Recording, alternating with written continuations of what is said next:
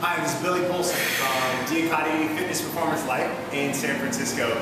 This is part 3 of a 4-part series on functional leg exercises and the importance of doing those 3 leg exercises or movements in your own workouts. So the 3 movements are squats, lunges, and bends or deadlifts. We talked about squats last week. This week we want to talk about lunges. So lunges is something that we do in our daily life all the time. Climbing stairs, doing step-ups, those are lunges.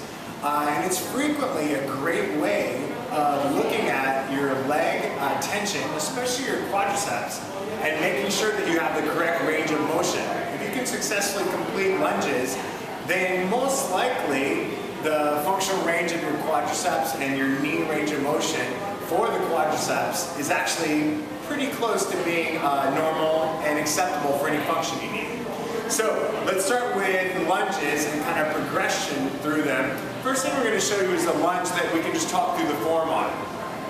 As you're dropping into a lunge, the main thing I want you to look for is, I would say the most basic thing, is if you went all the way down to a kneeling position, which is basically like a lunge, all of your angles should be at 90 degrees. That will be an ideal position in a lunge. So if you're coming down and your knee is more flexed and you're on your toe, improper position, right? Scoot it back out. You want to be able to really keep the weight of your heel and keep your arch high on your front foot. And then on the back foot, the same thing, the knee running straight underneath your thigh.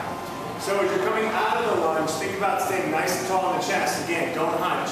Nice and tall, and drive through your heel and drive through your toe on the back foot. Think about stabilizing through your abs as well to keep you very steady. As you're coming up and down, if you feel any tension in this back knee, test and see if your quadriceps are possibly too tight and that's what's pulling on the tension there. A lot of times that can be the culprit of that.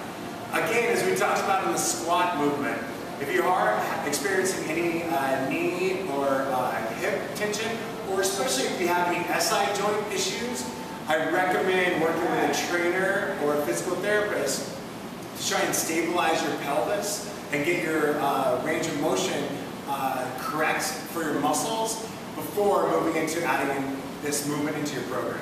Right? Okay, so now let's talk through some progressions on lunges.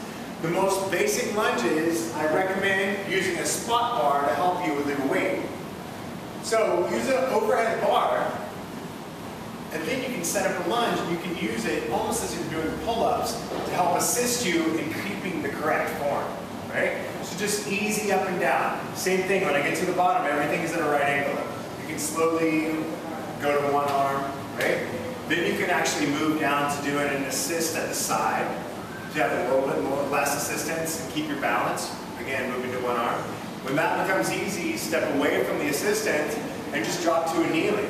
Same idea, everything is at a right angle at the bottom of the movement. You're keeping your weight evenly balanced over your foot, driving through your heel using your glute on the front leg. Once those are easy, you can also start trying to add in movements to them. So you actually can do a lunge with a cable row as well, and you can start making compound movements at it. Or you can also just add weight onto your body. You can use dumbbells, you can use barbells on your shoulders, continue to do split squats.